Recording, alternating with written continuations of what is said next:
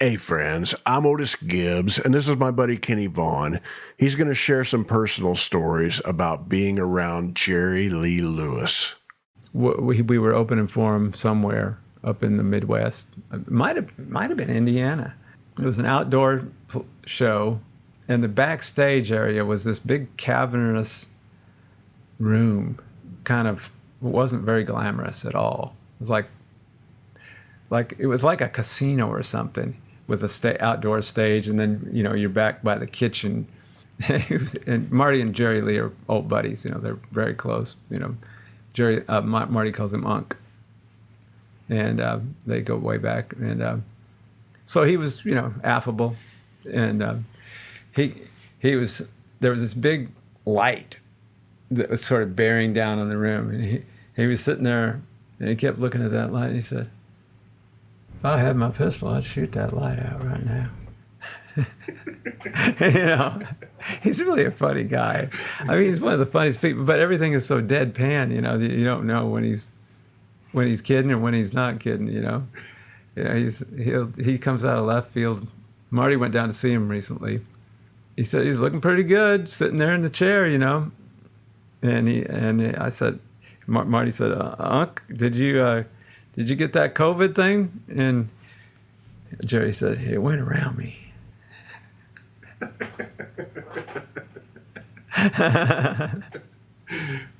What's your go-to if you're going to listen to Jerry Lee? All of his country records. Too.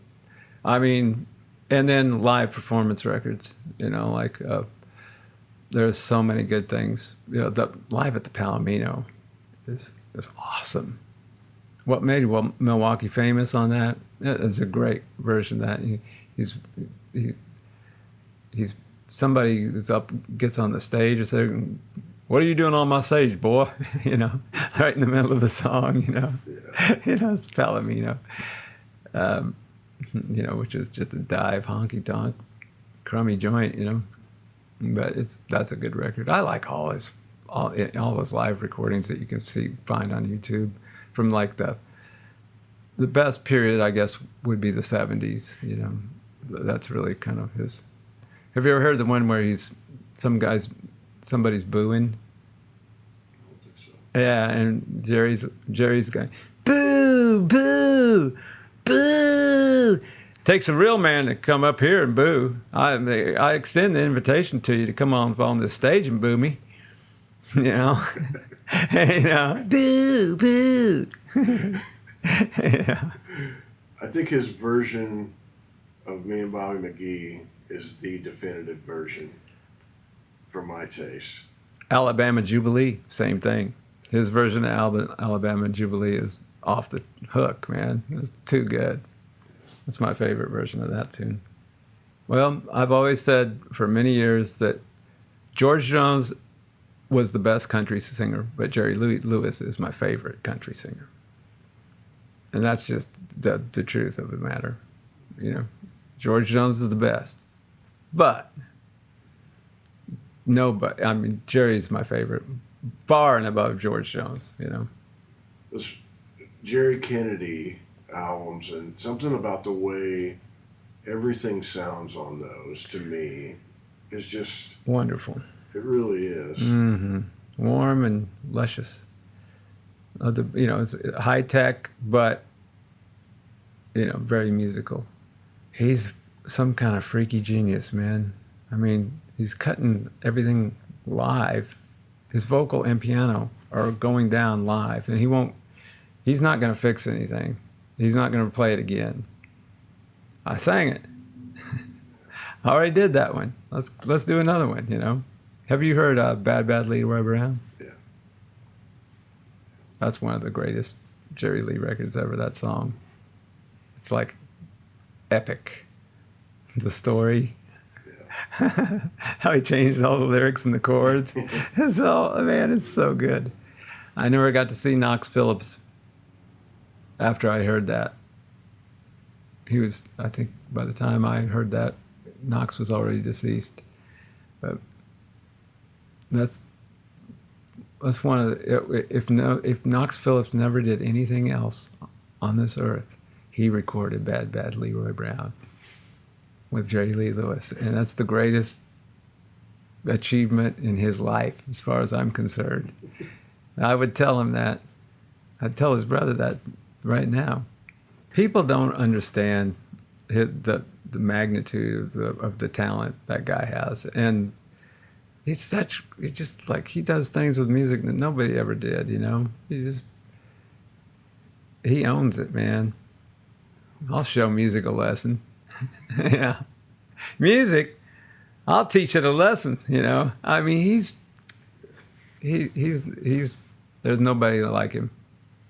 He's the king, and he will never be understood.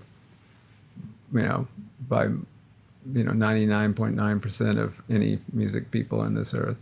People don't. They don't get it. But I do. I love him. He's really, really something. Jerry Lee and Marty Stuart. When Lester Flatt died, Marty went to work for Doc Watson and Merle Watson for a short amount of time, and then Johnny Cash called him, and he went to work for Johnny Cash. And they were touring Europe one time, and when Marty got the gig with Cash, Cash asked him if he played the fiddle, and Marty lied to him and said yes. He'd maybe played a little fiddle, but he didn't really play the fiddle, but he kind of, so he had one, He said, yeah, I'd play some fiddle for you, so. So, Cash would make him play a little fiddle, but it was pretty bad, I hear. Marty says that was terrible, And they were in Paris, and Jerry Lee was on the tour with him. And he said, I'm in my hotel. It's about 2 a.m. I'm fast asleep, and there's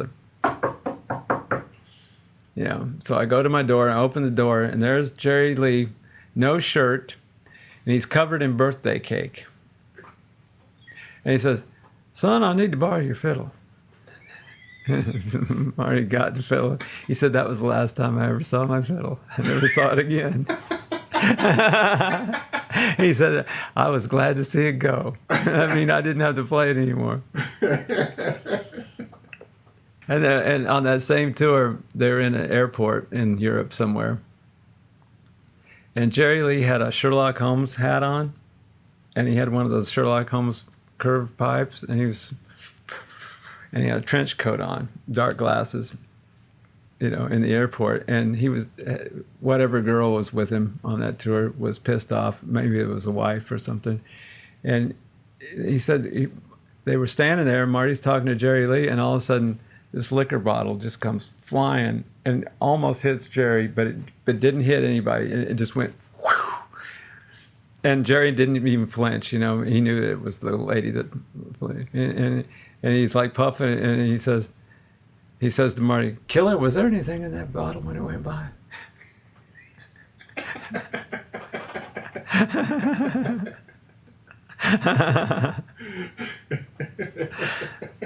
Have you read the Rick Bragg book? Oh, yeah. I really Pretty good. enjoyed that. It's almost as good as Hellfire. Yeah. Hellfire's better. Nick Tosh was keyed into Jerry Lee a lot more than Rick Bragg was. Yeah. Rick's a good writer. Yeah.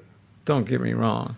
And it's a good book. Yeah. Really good. But I think that Hellfire captures the real person in there a little bit more, and all his different angles and stuff, That's one of the sentences in there. His oldest sister, Mamie. Did you ever see Don't Fuck with the Lewises? No. Oh. Before you go to bed tonight, find Don't Fuck with the Lewises. That's Mamie. She had the Jerry Lee Lewis drive-through liquor store in somewhere in Mississippi, and probably close to Hernando or something. I don't know where that was.